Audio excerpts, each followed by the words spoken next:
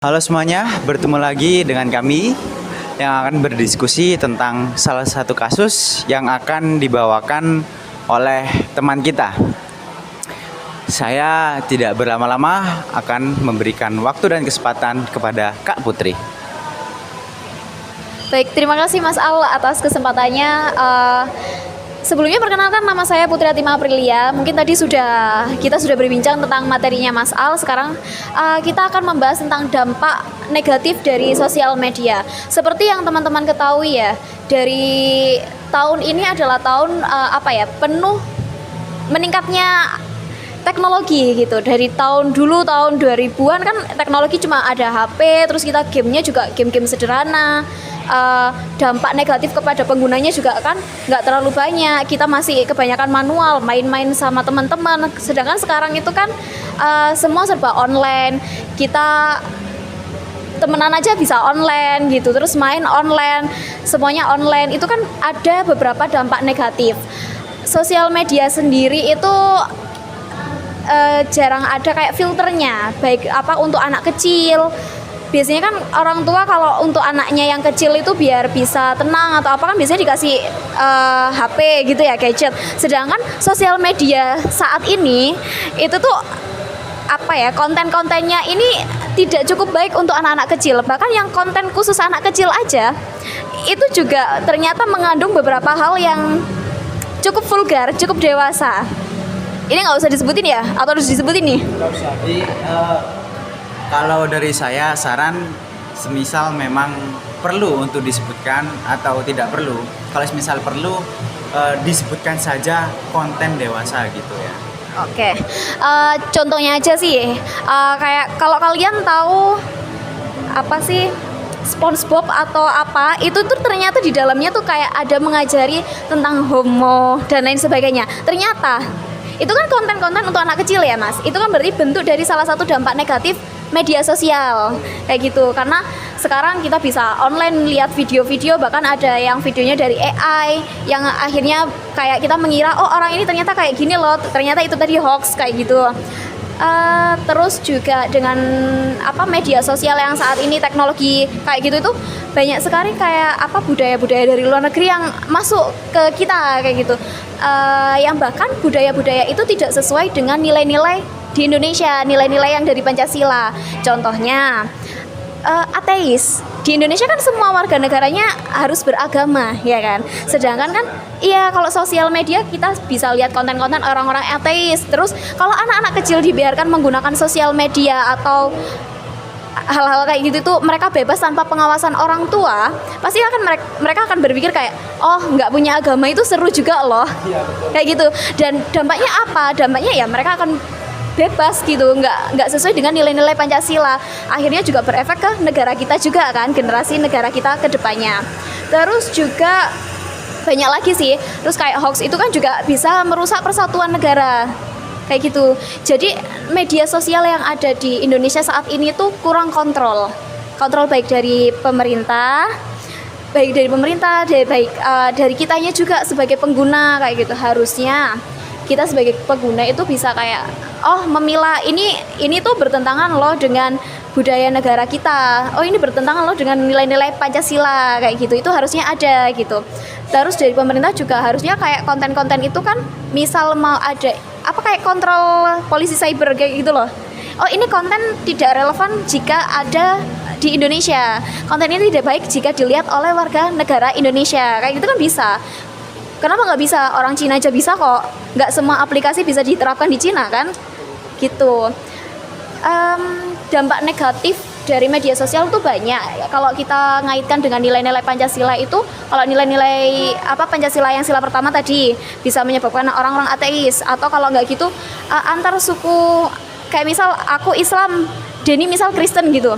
Aku nggak mau temenan sama Denny karena Denny beda agama. Itu kan udah bentuk dari melanggar nilai-nilai Pancasila, tidak menerapkan nilai-nilai Pancasila yang pertama. Terus yang kedua, ada juga sekarang itu ini loh, kalau tahu kasusnya di suatu daerah tidak boleh membangun masjid. Ada kan?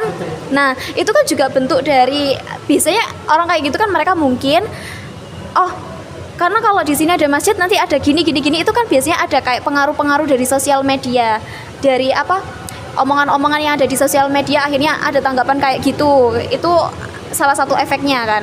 Terus kalau dari nilai-nilai Pancasila yang lainnya, itu sekarang kan musim AI, ya kan. Misal aku buat foto Mas Denny dan juga Mas Al berduaan dalam artian homo dan lain sebagainya, aku upload di sosial media, terus aku kasih caption mereka pasangan yang serasi, misal kayak gitu. Itu kan juga bisa, kalau orang percaya, mereka akan memikirkan kalau oh Mas Denny dan Mas Al ini ada hubungan lebih dari teman. Itu kan hoax, itu kan merusak image kalian, merusak persatuan kita juga kan, kayak gitu. Terus apa ya, banyak sih kalau dampak negatif media sosial yang kadang itu benar-benar apa ya, melanggar dari nilai-nilai Pancasila gitu. Tapi mohon tanggapannya. Kalau untung oh ya, terima kasih sudah diberikan kesempatan. Barusan Kak Putri bilang mohon tanggapannya, tapi itu pas ya. Padahal saya ingin memotong. Untungnya Kak Putri sudah memberikan penjelasan yang dimana sudah ada berhentinya. Kadang kan takutnya orang sopan gitu ya. Oke, lanjut. Tanggapan kakak begini sih. Untuk dampak negatif media sosial itu bukan hanya satu lagi, tapi banyak. Bukan salah satu lagi, salah dua, salah tiga, artinya banyak gitu ya maksudnya. Nah, ini kakak tanggapannya ke beberapa hal lah tentang dampak negatifnya yang bisa kakak sebutkan atau tambahan. Juga menanggapi apa yang telah diberikan penjelasan dari Kak Putri ini.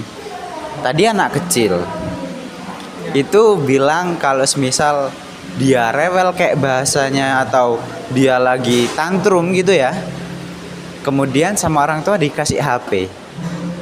Nah, betul, anaknya diam karena mereka suka dengan handphone tadi. Mereka sudah disediakan video-video untuk anak kecil, hal-hal lucu atau apapun. Ini kakak kasih satu dulu ya, nanti kakak sebutkan lagi. Kalian tahu tidak, ada berita di luar negeri ini, kalau nggak salah di Amerika, tapi kakak lupa Amerika mana karena namanya Amerika kan itu luas ya. Nah, pada suatu waktu, ini adik kakak, mereka itu rebutan HP. Nah, sama orang tuanya itu diambil biar tidak rebutan.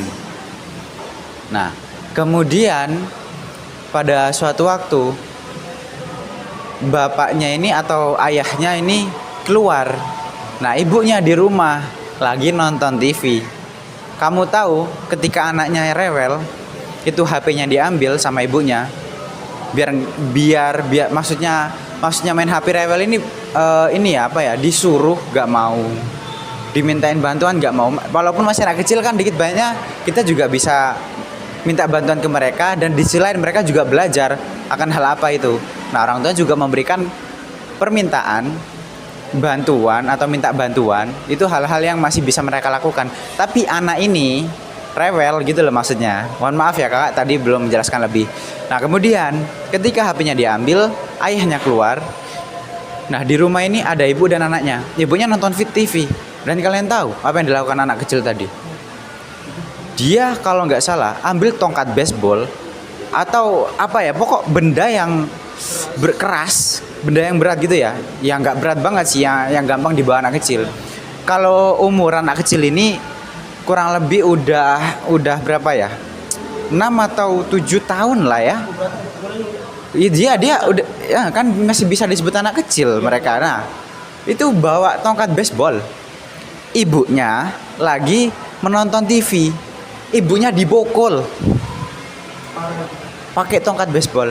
Kalian searching sudah. Ada kok, ada. Ya, itu salah satu dampak negatif dari media sosial. Kenapa? Kakak jelaskan. Ketika media sosial, internet ini sudah mengglobalisasi, hal apapun itu bisa ditonton. Kamu tahu kenapa anak kecil sampai segitunya? Karena anak kecil di umur segitu belum bisa belajar mengontrol yang namanya emosi. Dan di sisi lain, kalian tahu namanya narkoba. Orang kalau udah kecanduan narkoba itu susah. Nah, anak kecil ini udah kecanduan HP. Dan mereka ketika nonton HP, mereka itu merasa senang gitu loh. Dopamin gitu loh. Itu dopamin mereka gitu loh. Ketika dopamin mereka diambil, ketika HP mereka diambil, mereka merasa sedih, kecewa, marah. Mereka tidak merasakan rasa kesenangan. Nah, kemudian yang namanya anak kecil tidak bisa mengontrol emosi, mereka meluapkan emosi itu. Nah, dia ini memukul ibunya pakai tongkat baseball. Bayangin. Nah, itu bener-bener dampak negatif banget gitu loh. Media sosial ini dampak negatif banget. Bisa sampai membuat anak kecil kecanduannya, di mana anak kecil ini belum bisa belajar seutuhnya secara penuh untuk mengontrol yang namanya emosi. Nah, kita bisa analisa salahnya di mana? Salah satunya dari orang tua. Dari kecil sudah dikasih handphone anaknya. Padahal anak kecil tidak bisa mengontrol emosi. Mereka suka kesenangan, mereka suka permainan, dan mereka menonton hal itu di handphone. Nah, kesenangan mereka diambil, marah mereka. Nah, itu masih anak kecil loh. Itu masih anak kecil. Belum anak muda maupun dewasa. Wah, dampaknya berat. Kenapa? Sudah kecanduan handphone. Aktivitas atau produktivitasnya itu menurun. Dan mereka malas untuk keluar. Gitu loh. Pun mereka itu untuk anak-anak muda pun ya, walaupun mereka sudah belajar, kadang filterisasi atau filter mereka untuk hal-hal tertentu di konten-konten media sosial itu nggak difilter atau tidak disaring. Mereka mentah-mentah, oh begitu, oh begini. Padahal harusnya dipertanyakan dulu, apakah ini benar? Seharusnya bertanya ke orang yang lebih tua kah? Atau kalau memang dia sudah anak muda, tahu cara menggunakan teknologi, searching kebenaran di internet. Apakah benar secara teori, secara ilmu yang sudah ada di internet gitu loh. Gini, Mas. Karena teknologi yang kayak gitu ya, sekarang mencari informasi yang benar-benar fakta, ya kan, benar-benar oh aslinya tuh kayak gini tuh sulit gitu. Karena apa? Informasi yang asli, real sama hoax itu semua mepet sama dan banyak gitu loh. Hoaxnya tuh lebih banyak dan sulit banget kayak nyari oh realnya tuh kayak gini, kayak gitu. Paham kan ya? Kalau untuk tanggapan kakak sih setuju sama tidak setuju. Setujunya di mana memang di internet atau di media sosial banyak informasi-informasi lewat, entah dari aplikasi apapun. Itu setuju. Nggak setujunya orang yang sudah belajar, apalagi di umur mereka, apalagi orang tua, mereka paham di mana informasi yang tepat. Salah satu yang bisa kakak berikan beberapa lah ya, salah satu kayak di berita. Nah, itu di berita itu beritanya jangan yang lewat di Instagram, TikTok atau hal apapun, jangan langsung diiyakan. Cari di Kompas kah atau di berita apapun. Kemudian juga searching di Google. Kalau kalian tahu sejarahnya Google ya, Google itu mengumpulkan informasi di seluruh dunia dan mereka memasukkan ke data. Dan mereka juga memberikan data yang relevan gitu loh, maupun data yang umum maksudnya gitu. Nah, mereka bisa searching, nggak semata-mata oh begini, oh begitu. Dan apa ya, di sisi lain pun kalau ngomongin apa yang benar di internet ini, banyak loh. Seharusnya orang-orang berpendidikan tahu apa, salah satunya jurnal bisa diakses.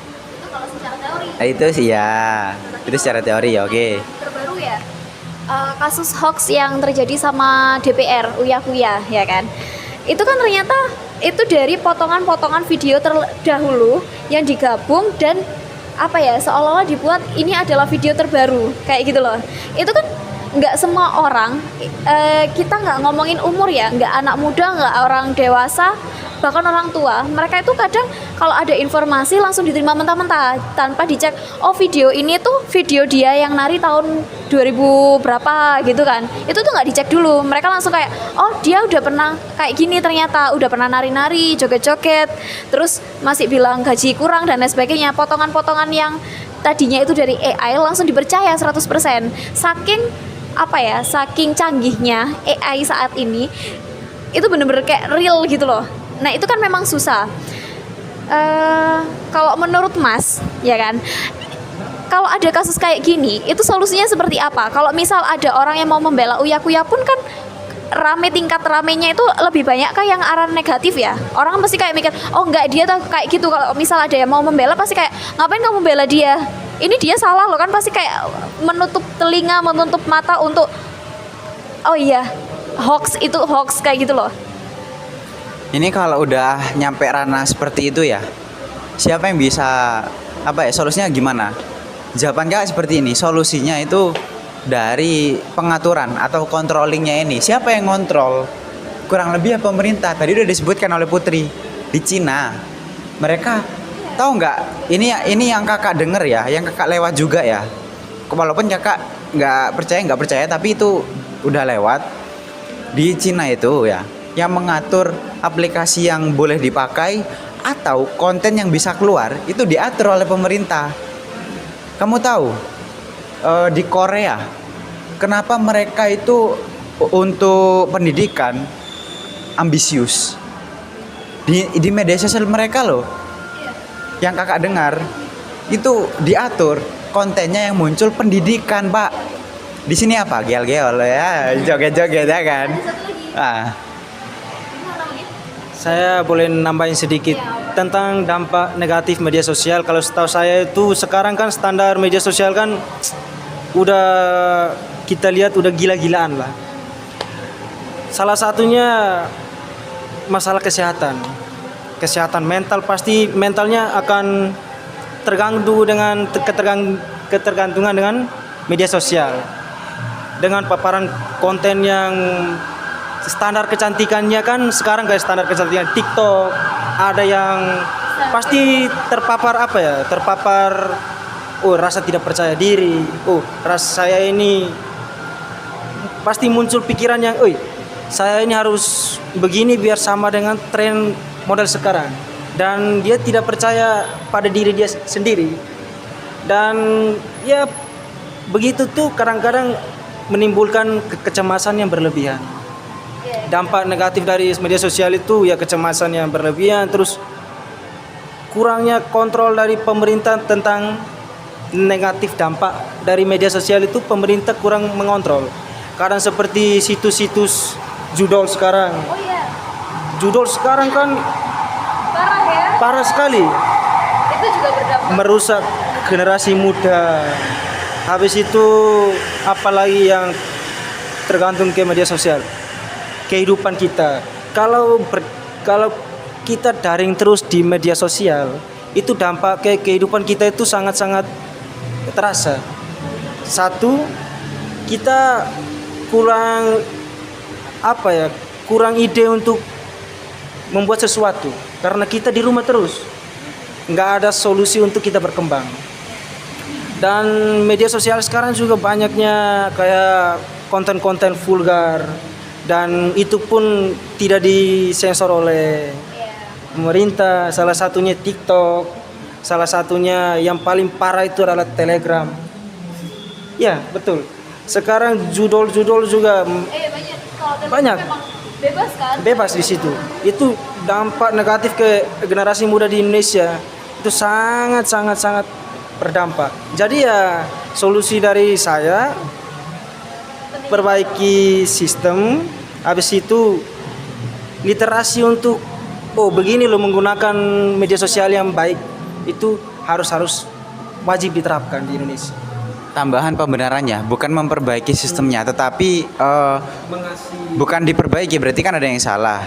Nah ini karena yang namanya internet sudah mengglobalisasi, yang seharusnya ya mereka bersiap dari sistem, jadi membuat sistem baru yang dimana membuat keamanan cyber tadi. Tapi kan sekarang sudah ada, tetapi cybernya itu belum jalan. Kalau menurut kakak itu kurang ke target untuk yang dimana cyber atau keamanan ini benar-benar secara penuh aman, entah privasi orang, entah konten-konten yang muncul, entah hal apapun gitu loh. Jadi dari sistemnya itu bukan lagi diperbaiki, juga diawasi, yang dimana cyber ini atau sistem keamanan kita itu sudah pasti punya target, namanya keamanan, biar aman, gitu loh. Tapi juga bukan hanya memberikan keamanan, tapi juga memberikan sebuah arah yang positif bagi bangsa negara kita ini gitu loh. Nah itu sudah tersedia, bukan diperbaiki lagi, tapi diawasin biar benar-benar nyampe targetnya gitu loh. Nah kalaupun ya bahasanya diperbaiki sistemnya, itu menunggu ketika emang dari sistem ini ada sebuah kesalahan yang tidak apa ya bahasanya, yang tidak bisa menyanggupi tanggung jawab yang di bagian keamanan ini gitu loh, diperbaiki gitu. Itu sih dari kakak. Kalau soal tadi untuk tambahan pemaknaan dari kakak gitu ya. Betul sekali yang disampaikan oleh Mas Al tadi. Dan saya mau menyinggung sedikit tentang judol. Judol itu kan sangat berdampak ke generasi muda sekarang. Paling berdampak sampai ada kasus gara-gara judol bisa mencuri, bisa membunuh, apalagi seperti yang di kasus di Kamboja sampai jual organ. Itu hanya gara-gara dampak media sosial. Jadi kita di era sekarang ya sangat-sangat kita harus berhati-hati terhadap media sosial. Contohnya teman saya sendiri, itu dia saking ketergantungan dengan judol, dampak negatif dari media sosial, sampai semua dijual. Apapun dijual, mau uang kiriman, mau buat kuliah atau mau buat makanan sehari-hari, ditaruh dulu di judol. Kalau menang harapannya besar, tapi ya kita tahu sendiri, semua judi yang menang adalah pandarnya.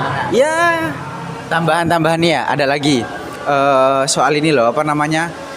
Itu selain judol ada lagi yang dimana semisal nih salah satu anak kampus ya, mereka ini ketagihan dengan tren yang ada di media sosial gitu loh. Mereka FOMO, bahasanya itu FOMO. Nah, bukan lagi dikit banyaknya, banyak. Mereka mendapatkan uang bulanan, uang untuk bayar UKT atau hal apapun dari orang tua untuk mereka kuliah, tapi digunakan untuk foya-foya atau FOMO-FOMO tadi karena saking pengennya. Apalagi belum, ya bukan hanya cewek ya, tapi rata-rata cewek, cowok cewek ada yang dimana tentang apa? Fashion. Wah, ada barang bagus branded, cowok revas sepatu kah atau apakah, nah jaket kah, wah cewek bisa hal apapun gitu kan. Nah cowok cewek ada gitu loh. Nah jadi mereka FOMO gitu loh. Gimana tanggapan dari Kak Putri, dari Denny sama Kak Ali nih? Ya, emang dampak media sosial tuh punya dampak negatif yang lebih banyak, tapi juga ada dampak positifnya. Cuma negatifnya ini yang harus benar-benar kita sorot ya, karena dia itu kayak memberikan dopamin, kayak apa, jatuhnya kayak orang harus mengikuti gaya hidup orang lain kayak gitu. Iya, terus pola pikir jadi mengikuti dengan orang lain. Trennya pola pikirnya kayak gimana sih? 10.000 bisa untuk semua hal kayak gitu kan? Ada ya sekarang. iya betul. Kan sekarang lagi ngetren istri 10.000 di tangan istri yang tepat kayak gitu. Sedangkan 10.000 itu nggak bisa, itu mau beli apa, beras saja kita nggak sampai 1 kilo itu ya kan. Paling kan beli telur itu dipotong seperempat gitu. Iya makanya. Tapi hal itu ternyata ada yang menanggapi dengan kayak, oh iya faktanya ada kok istri-istri yang bisa 10.000. Jadi banyak hal, ada suami yang kayak gitu. Jadinya itu kan menghancurkan rumah tangga ya kan. Banyak banget yang tadi sudah disampaikan dari kecanduan, judol, terus gaya hidup, pola pikir, terus juga terlalu sering dengan media sosial itu membuat karakter kita juga kayak tergerus. Kayak anak kecil itu biasanya gampang marah kalau terlalu sering main HP ya. Terus mereka juga akan sulit dikontrol, sulit diatur, sulit dikasih tahu. Lah, kalau mereka generasi mudanya seperti ini, otomatis seperti apa nanti generasi muda ini ketika mereka mengurus negara kita? Kalau kita udah tua semua ya kan? Kalau dari generasi mudanya udah kayak gini, wah hancur dong. Kan berarti harus diperbaiki dari segi sistem untuk negaranya sendiri, harus memperbaiki dari sistemnya, polisinya tadi, terus peraturan-peraturan kayak sosial media yang bisa masuk ke Indonesia seperti ini, tren-tren yang bisa masuk ke Indonesia seperti ini. Karena ternyata faktanya di Cina itu kan TikTok dari Cina ya, tapi ternyata di Cina itu TikTok nggak ada. Ada apa enggak ya? Kayak nggak bisa masuk kok. ada peraturan itu ketat. Terus kayak influencer kalau di Indonesia kan, wah kamu walaupun kamu nggak ada pendidikan backgroundnya guru atau apa kan bisa menyampaikan banyak ilmu ya. Tapi kalau di Cina sekarang ada peraturannya. Kalau kamu mau menyampaikan sebuah ilmu, kamu harus menunjukkan sertifikat ilmumu itu, baru kamu bisa membicarakan tentang ilmu tadi kayak gitu. Nah itu kenapa? Kan itu membantu kayak generasi itu biar nggak sampai, generasi yang menonton itu nggak sampai tersesat, iya kan? Kalau influencernya cuma asal ngomong padahal dia nggak ada ilmu di situ kan, yang nonton ini kan nggak bisa membedakan mana itu fakta, mana itu yang bohong kan kayak gitu. Peraturan pemerintah sangat membantu untuk mengurangi dampak negatif sosial media. Terus kontrol orang tua, terus juga kesadaran dari diri masing-masing, ya kan? Kalau misal kita udah sadar, oh ini tadi kontennya tidak cukup baik untuk ditiru di Indonesia, apalagi ini sudah jelas melanggar nilai-nilai yang ada di Pancasila, itu ya harusnya ditinggalkan, dikurangi, atau kita bisa membuat tren-tren yang sesuai dengan nilai-nilai Pancasila. Kayak kita konten nari bareng antar suku, kita menunjukkan budaya-budaya Indonesia yang banyak itu ya kan. Terus kita membuat konten-konten kayak ini kan kita beda-beda daerah nih, itu bisa kayak oh Indonesia itu walaupun beda-beda daerah bisa satu loh pola pikirnya, kita sama-sama ingin membuat Indonesia jauh lebih baik ke depannya kayak gitu. Harapan sih bisa lebih baik dari saat ini sih untuk konten-konten yang ada di sosial media, semuanya bisa jauh lebih baik daripada sebelumnya. Kalau mungkin dari Mas Al ada tanggapan? Kalau dari Kak Al ini benar-benar banyak hal yang terlintas di pikiran kakak dan banyak aslinya tanggapan kakak ya. Kalau ingin kakak ceritakan atau kakak jelaskan, salah satunya itu yang pasti dan lagi-lagi balik ke pemerintah gitu loh, yang menyediakan hal apapun, yang bisa mengontrol hal apapun dari pemerintahan, Pak, gitu loh. Dari cara kita melakukan hal apapun, apalagi untuk pemerintahan, pedomannya itu dari Pancasila. Tapi masalahnya ya banyak hal-hal yang tidak sesuai atau kejadian-kejadian yang dimana tidak sesuai dengan sila Pancasila, yang seharusnya hal tersebut bisa diberikan solusi yang pas yang berdasar sila Pancasila. Salah satu yang ingin kakak katakan seperti ini, Denny sudah mengatakan soal hal-hal konten-konten, atau Putri mengatakan soal dampak ini itu balik ke keamanan,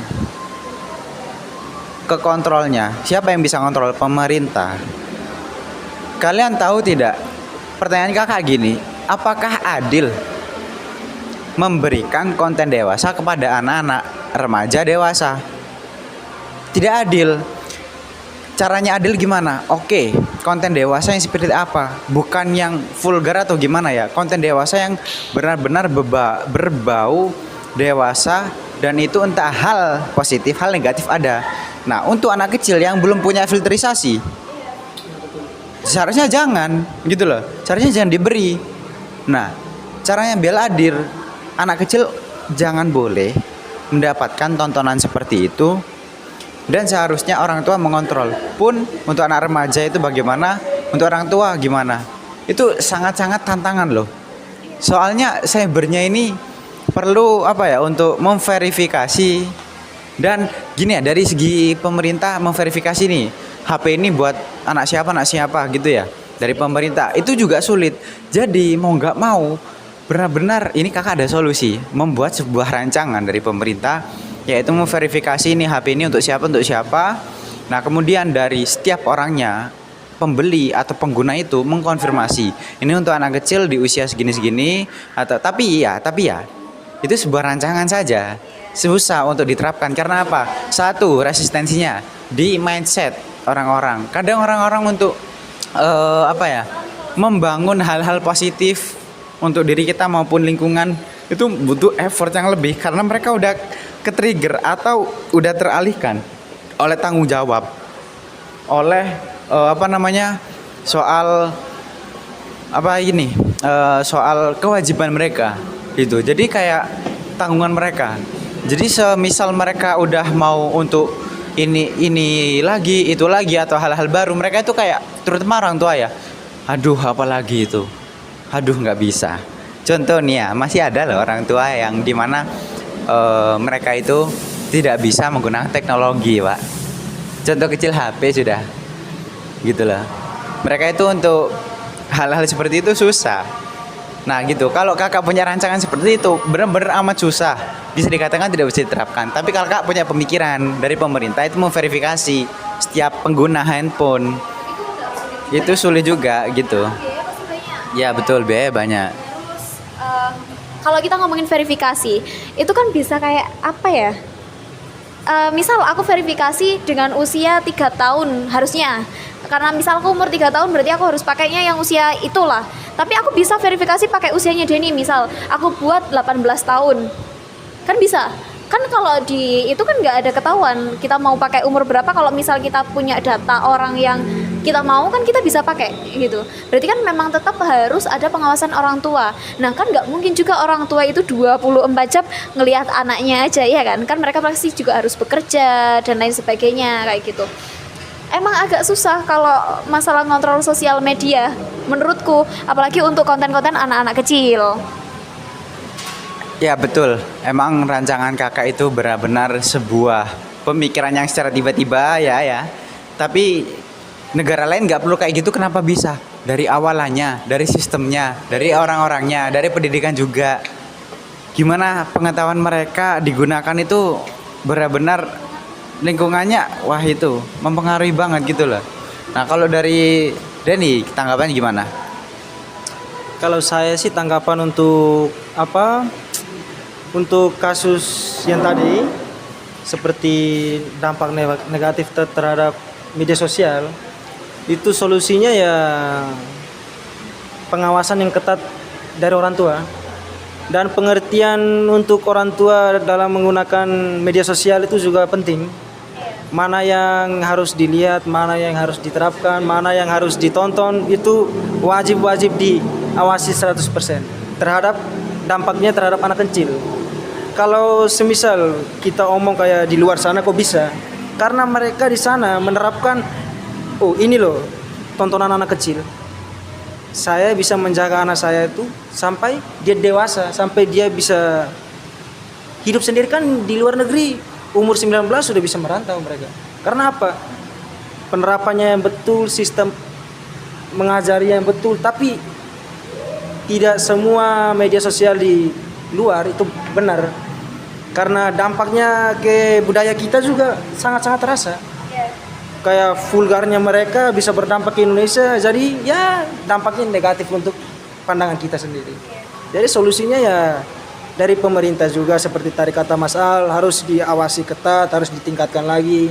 Kalau dari saya sih orang tua harus betul-betul 100% mengawasi anaknya dalam dampak negatif apapun yang di dalam media sosial. Itu sih yang harus diterapkan di era modern inilah. Solusi ya, solusinya tetap ya kayak tadi disampaikan, pengawasan orang tua, terus dari pemerintah juga. Intinya kita nggak akan membatasi media sosial, tapi bagaimana cara media sosial ini sesuai dengan nilai-nilai Pancasila kayak gitu. Nilai-nilai Pancasila kita kan udah bagus, sangat cocok untuk generasi untuk membangun karakter generasi muda kita ke depannya kayak gitu. Jadi harapannya ya tetap dari diri kita sendiri harus bisa mengontrol, orang tua juga, dan juga dari pemerintah yang mungkin dari sistem dan lain sebagainya. Gitu aja sih kayaknya bisa ditutup ya Mas Al ya. Terima kasih. Baik, terima kasih tanggapan dari Mas Denny dan juga dari kasus yang sudah diangkat, kasus tentang dampak negatif media sosial ya. Nah, kalau begitu saya akan simpulkan saja dari berbagai macam kejadian, hal-hal apapun tentang dampak negatif media sosial, itu solusinya untuk menanggulangi hal tersebut kembali lagi ke 3 aspek. Yang pertama dari pemerintah, dari bagaimana cara keamanan privasi setiap orang, dan bagaimana cara membuat peraturan untuk aplikasi-aplikasi yang memiliki konten-konten yang tidak seharusnya muncul. Kemudian untuk diri masing-masing, berbijaklah menerima informasi dari media sosial, cari tahu kebenarannya dan pahami gitu ya. Kemudian yang 3 yang terakhir untuk bangsa, di mana peran orang tua ini perlu untuk anak-anak ini dijaga betul, diawasin betul bagaimana cara mereka menggunakan handphone. Kurang lebih itu saja yang bisa saya simpulkan, dan apa yang telah kami bahas. Jika ada salah kata mohon maaf. Saya tutup. Selamat malam semuanya. Berjumpa lagi nanti.